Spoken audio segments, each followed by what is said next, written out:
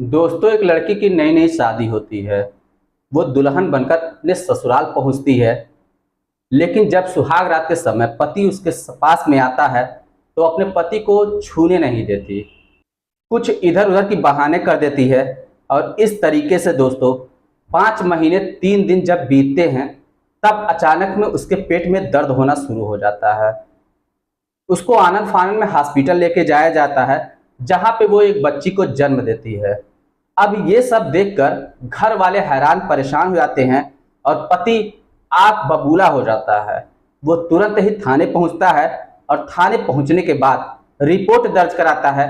Police को साथ में लेकर फिर हॉस्पिटल पहुंचता है। जब पुलिस उससे पूछताछ करती है तो पहले तो वो महिला आनाकानी करती है, लेकिन जब पुलिस का दबाव पड़ता है तब वो सच सच बताना शुरू कर देती है।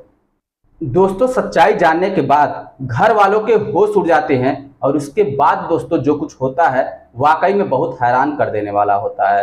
तो आइए जानते हैं पूरी घटना इस वीडियो में। लेकिन वीडियो में आगे बढ़ने से पहले बस वही छोटी सी रिक्वेस्ट, वीडियो को लाइक कर दीजिए, चैनल को भी सब्सक्राइब कर दीजिए ताकि मेरा हौसला बढ़ता रहे। दोस्तों, ये सच्ची घटना है कौशाम्बी उत्तर प्रदेश की। वहाँ पे एक परिवार होता है, माता पिता होते हैं और 2 लड़कियां होती हैं। बड़ी लड़की का नाम अंजलि ठाकुर होता है और छोटी लड़की का नाम अर्चना ठाकुर होता है। बड़ी लड़की अंजलि पढ़ने लिखने में काफ़ी ज़्यादा होशियार होती है और देखने में बेहद ही खूबसूरत होती है। वो पास ही के एक कॉलेज में पढ़ाई किया करते थे।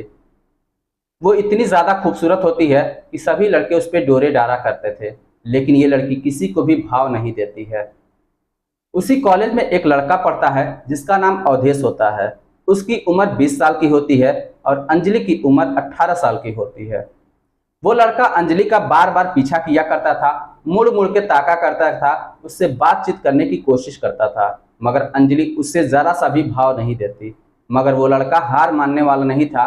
वो लड़की के इर्द गिर्द घूमता रहता था, यहाँ तक कि घर के आसपास भी घूमता रहता था।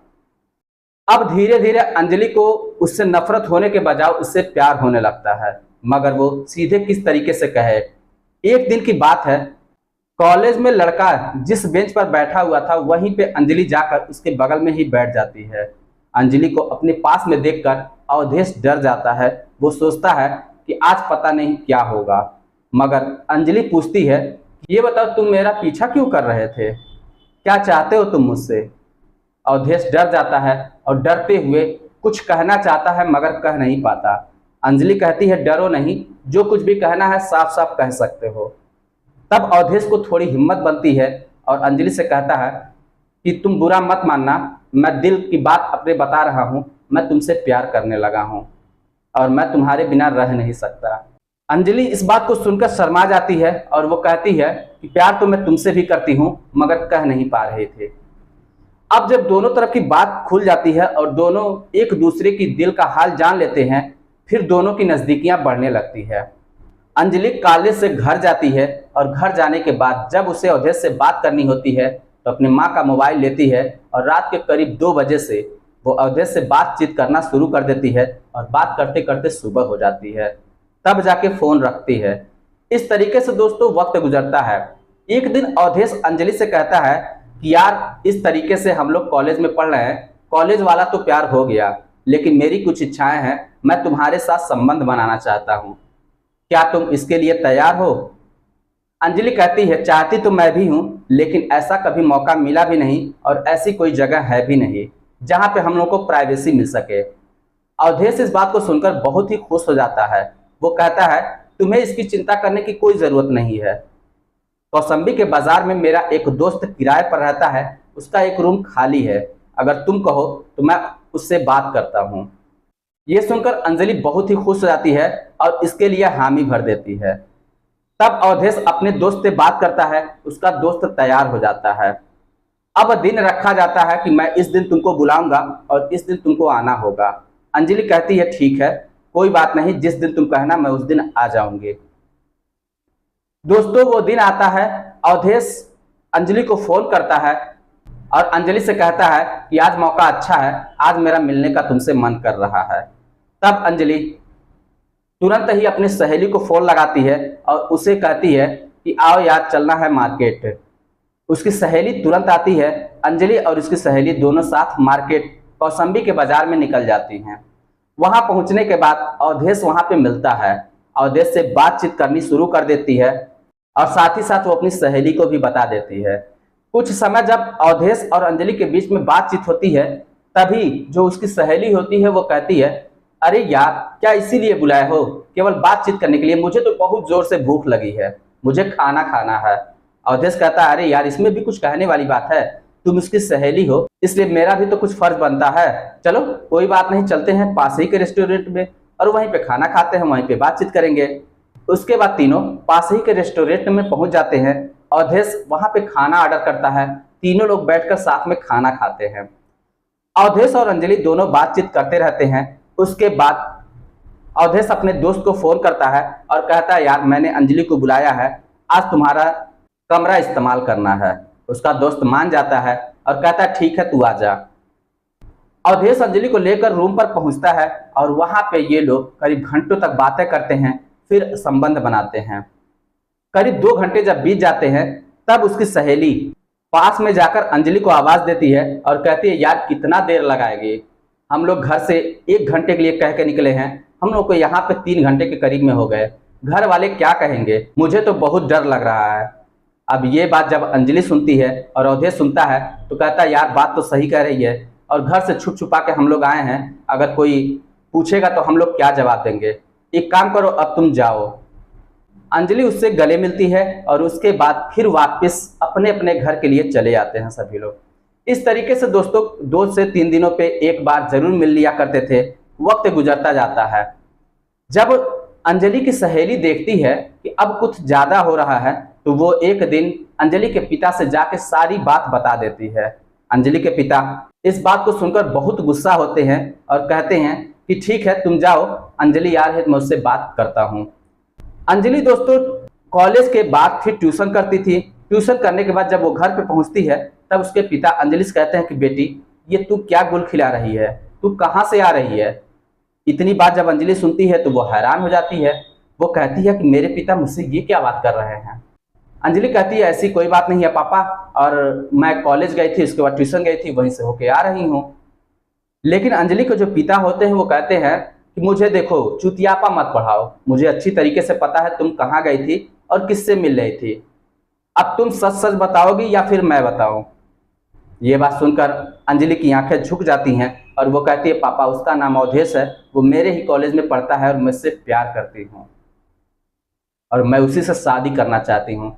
लेकिन जो अंजलि के पापा होते हैं वो कहते हैं, बेटी वो हमारी बिरादरी का नहीं है, अगर हम इस बात के लिए रजामंदी भी दे दें तो गांव बिरादर के लोग क्या कहेंगे, तमाशा हो जाएगा और मैं किसी भी हाल में मैं उससे तुम्हारी शादी नहीं कर सकता।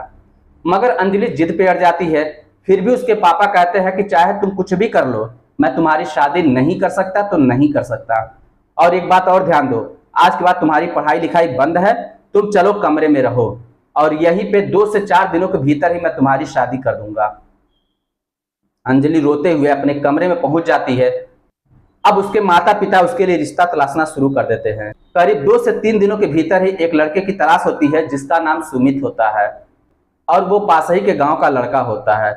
उससे शादी तय तमाम हो जाती है, बारात घर पे जाती है और उसके बाद अंजलि से सुमित की शादी हो जाती है। सुमित अपनी दुल्हन को विदा करा के अपने घर पे लेकर आता है और घर पे खुशियों का माहौल होता है। पूरे घर में चहल पहल थी, सभी लोग बहुत ही खुश होते हैं। दुल्हन को जब लोग देखते हैं तो कहते हैं, यार तेरी तो किस्मत चमक गई, तू तो बहुत ही खूबसूरत भाभी लेकर आया है। उसके दोस्त जो थे वो इसी तरीके की बातें कर रहे थे। पूरी रस्में निभाई जाती हैं और जितने लोग थे सभी लोगों को खाना पानी खिलाया जाता है। सारी व्यवस्थाओं को देखते देखते लगभग रात के 12 बज जाते हैं। जब सुमित रात के 12 बजे खाली होता है तब वो अपनी पत्नी अंजलि के पास पहुंचता है। अंजलि को जो ही छूने की कोशिश करता है, अंजलि उससे दूर हटती है और कहती है कि तुम मुझे मत छुओ, मैं चाहती हूँ कि मैं पढ़ लिख कर कुछ कर लूँ, कुछ बन जाऊँ, उसके बाद मुझे छुओ, मेरा सपना यही है। अभी मैं घर गृहस्थी में पड़ जाऊंगी तो फिर मेरा सपना पूरा नहीं होगा। ये बात जब सुमित सुनता है तो बहुत ही खुश हो जाता है। मन ही मन सोचता है, यार मेरी बीवी कितनी अच्छी मिली है और वो चाहती है अपने सपने को पूरा करना और आगे की पढ़ाई करना चाहती है।